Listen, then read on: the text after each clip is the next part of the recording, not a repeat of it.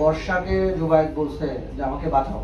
বর্ষা বলছে তুমি না আসলে আমি মাহিরের হব না। বর্ষা প্ল্যান করছে এবং জুবায়েদ যখন মারা যায় তখন বর্ষা উপস্থিত ছিল সেখানে।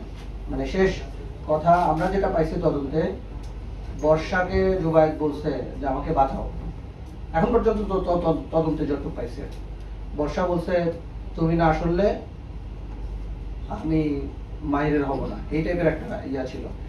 আর আমাদের তদন্তে যেটা উঠে আসছে, দোতলা থেকে সে বাঁচার জন্যই মূলত, বর্ষাদের বাসা তো 5 তলায়, 3 তলায় বর্ষার 3 তলায় সিঁড়ি গোড়ায় ছিল এবং সে পুরা নিচের ইয়াটা দেখছে যে হত্যাকাণ্ড যে হয়েছে। বর্ষা নিজে কনফার্ম হয়েছে। কনফার্ম হওয়ার পরে জুবায়েদ দোতলায় বেল ছিল, কলিং বেল বাজানে দরজায় ধাক্কা দিয়েছে। দরজাতে ধাক্কা যখন দিয়েছে তার রক্ত দরজা দিয়ে গড়ায় এখানে নিচে পড়ছে।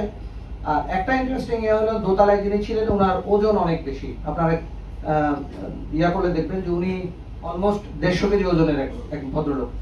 উনি উঠে যখন দরজা খুলছেন, মানে অনেকক্ষণ সময় লাগছে, আমাদের তদন্তে এটা আসছে। উনি উঠে যখন দরজা খুলছেন ততক্ষণে মাহির 3 তলায় পৌঁছে গেছে। দোতলায় ধাক্কা 3 তলায় পৌঁছানোর পরে সে ইয়াকে পাইছে, বর্ষাকে পাইছে। ওইখানে এসে বর্ষাকে বলছিলেন আমাকে বাঁচাও।